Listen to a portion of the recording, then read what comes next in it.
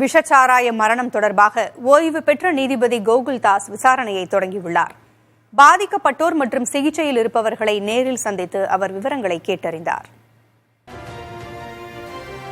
கள்ளக்குறிச்சி விஷச்சாராய மரணம் தொடர்பாக ஓய்வு பெற்ற நீதிபதி கோகுல்தாஸ் தலைமையில் தமிழக அரசு ஒரு நபர் ஆணையம் அமைத்தது.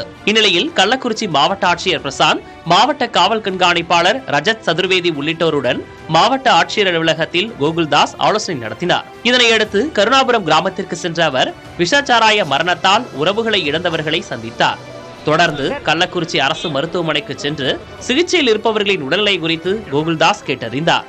பின்னர் செய்தியாளர்களை சந்தித்த அவர் ஆணையம் எடுக்கும் நடவடிக்கைகள் விரைவில் செய்திக்குறிப்பாக தெரிவிக்கப்படும் என கூறினார். 3 மாதம் அவகாசம் இருப்பதால் முழுமையாக அறிக்கை தயாரிக்கப்படும் என்றும் அவர் உறுதியளித்தார். காஞ்சிபுரம் மாவட்டம் கீழூர் கிராமத்தைச் சேர்ந்த கோகுல்தாஸ் சென்னை சட்டக்கல்லூரியில் சட்டப்படிப்பை முடித்து 1979ஆம் ஆண்டு வழக்கறிஞராக பதிவு செய்தார். 30 ஆண்டுகளுக்கும் மேலாக அவர் நீதிபதியாக பணியாற்றி இருப்பது குறிப்பிடத்தக்கது.